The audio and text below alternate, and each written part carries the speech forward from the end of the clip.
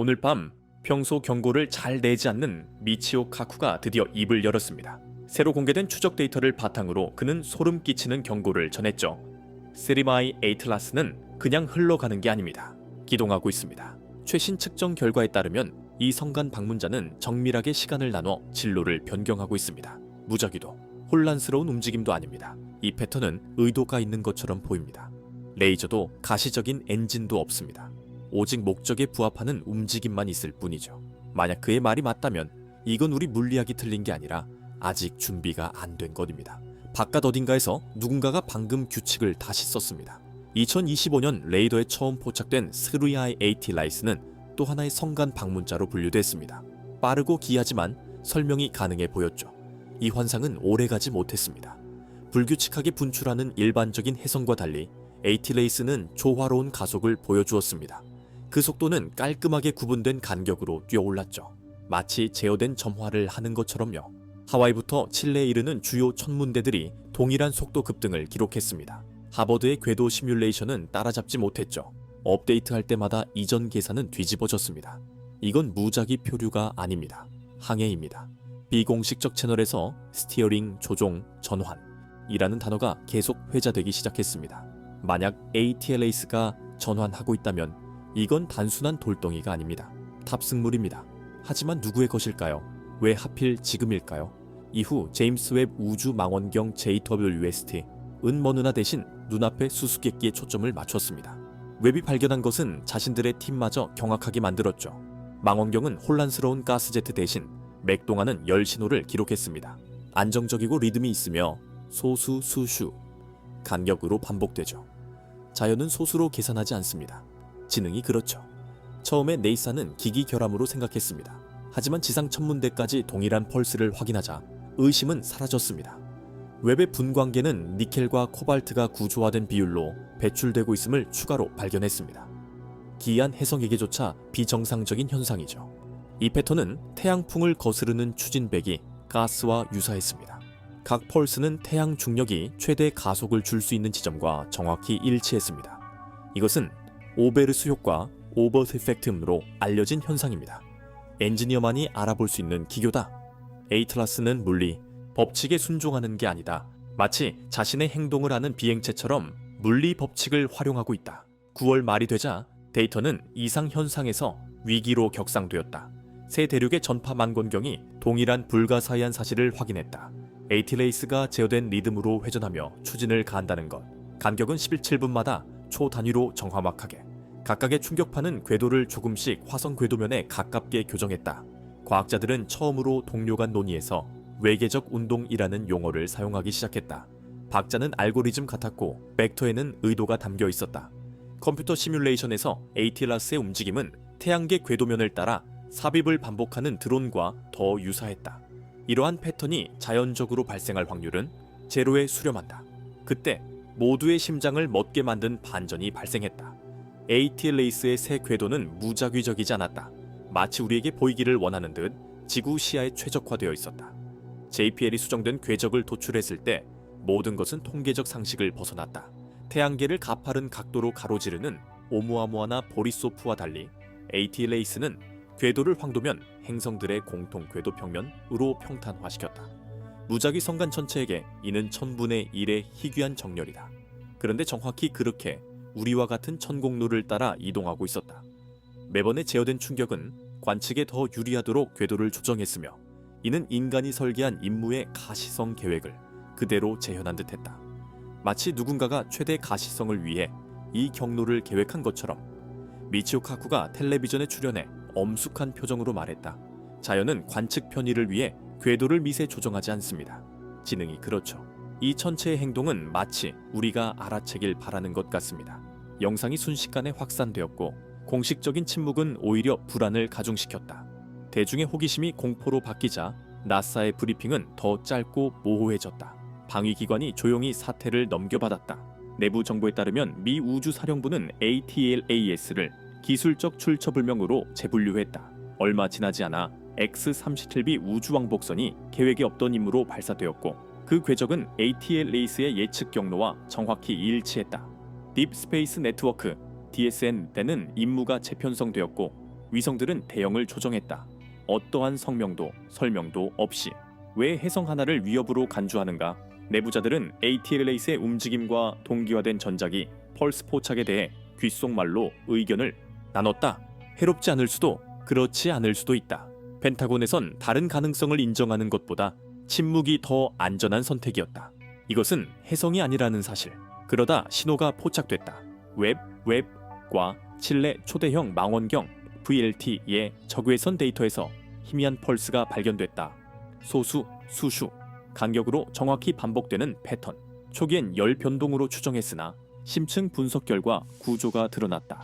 간격, 리듬, 반복, 마치 단어 사이의 쉼표처럼. 이건 무작위 방출이 아닌 의도된 서열이었다. 세티 팀은 이 펄스들이 지구 궤도 통로를 향해 집중된다는 점을 확인했다. 깊은 우주가 아닌 우리를 겨냥한 것. 네이사와 ESA는 암호화된 합동회의를 소집해 언어학자와 수학자를 동원했다. 아마추어 무선 측정에서도 ATLAS 좌표와 일치하는 미약한 고조파가 보고됐다. 공식적으로는 관료들이 입을 다물었지만 내부에선 단 하나의 질문이 모든 걸 압도했다. ATLAS가 부르는 건가? 아니면 대답을 기다리는 건가? 10월 말 사러이 ATLAS는 과학적 이상 현상에서 국가 안보 핵심으로 격상됐다. 노랏 북미 항공우주방위사령부는 태그를 붙였다. 외계기원의 기술적 미확인 객체. 48시간 내 군사 대응이 확대됐다. X-37B 궤도 재조정, 해군 정찰위성 재배치, 딥스페이스 네트워크 일부 링크 암호화. 보도자료도 공개 데이터도 없었다. 오직 침묵, 그리고 소문만. 분석가들은 속삭였다. 그 펄스열은 정찰 스캔일 수도, 심지어 지향성 에너지 실험일 수 있다고. 자연현상이라면 인간이 과반응한 것이고 그렇지 않다면 이미 늦었을지도 모른다. 회의론자들마저 무너뜨린 증거가 나타났다. ATLAS는 작지 않았다. 웹과 VLT의 새 측정 결과 수십 킬로미터 규모, 맨해튼보다 크며 예상보다 훨씬 고밀도였다. 자전하며 등대처럼 제어된 패턴으로 밝기가 변했다. 열 데이터는 기가와트긴 안정적 대형 내부 에너지원을 드러냈다. 헤스는 이런 짓을 못한다. 미치오 카쿠가 다시 방송에 출연했다. 우리가 보고 있는 건 암석이 아닌 기계일 수도 있습니다. 나사는 계속해서 이상한 특성이라는 표현으로 기술이라는 단어를 피해왔다. 하지만 곧 망원경들은 ATLAS를 따라가는 희미한 빛의 목표물들을 포착하기 시작했다. 처음엔 그저 잔해계로 여겨졌다. 더 높은 해상도의 이미지가 다른 이야기를 들려주기 전까지는 이 파편들은 대형을 유지했다. 주 전체의 주위를 일정한 강역으로 돌며 정확한 거리를 유지했다. 그들은 흔들리지 않았다. 동기화된 비행을 하고 있었다. 천문학자들은 이를 함대라고 묘사했다.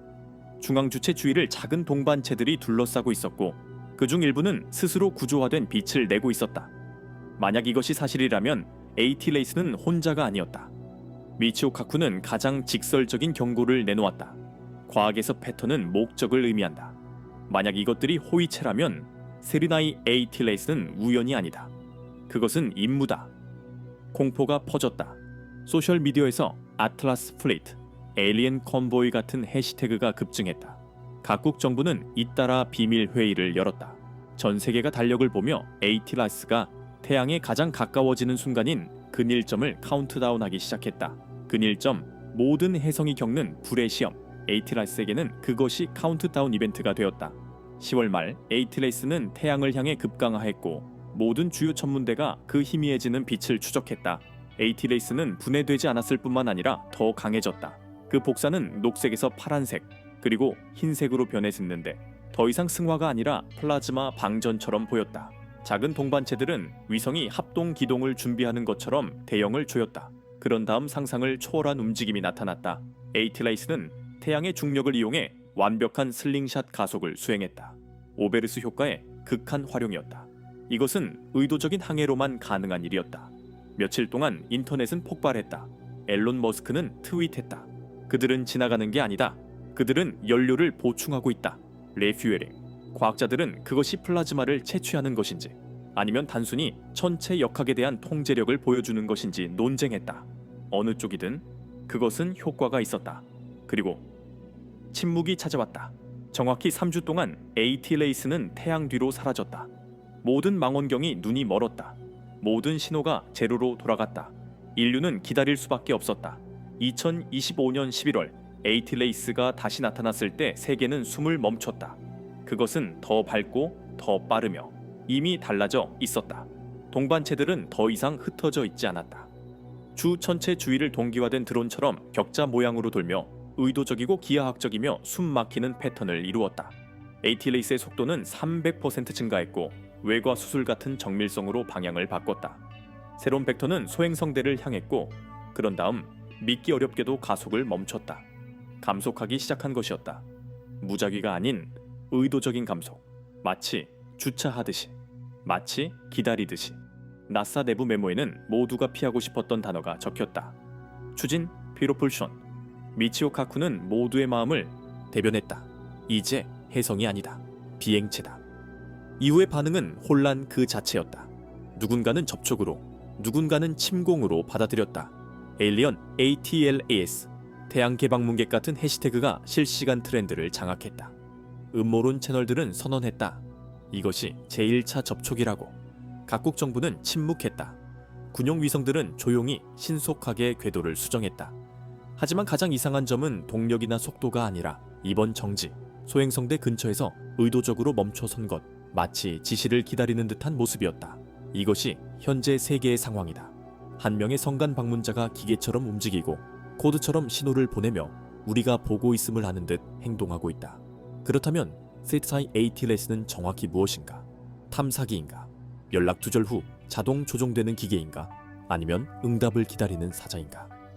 무엇이든 그것은 인류에게 수백 년 동안 회피해온 진실을 마주하게 한다. 우리만이 태양계를 탐사하는 지적 존재가 아닐 수 있다는 사실을. 미치오 카쿠가 말했듯 과학에서 불가능이란 어떤 새로운 것의 지문이다. 그는 공포를 부추긴 것이 아니다. 우리에게 귀 기울이라고 권한 것이다.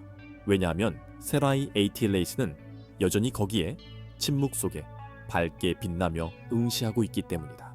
그리고 다음번에 움직일 때 우리는 더 이상 구경꾼이 아닐지도 모른다. 이 이야기의 한 장면에 우리 자신이 등장할 수도 있다.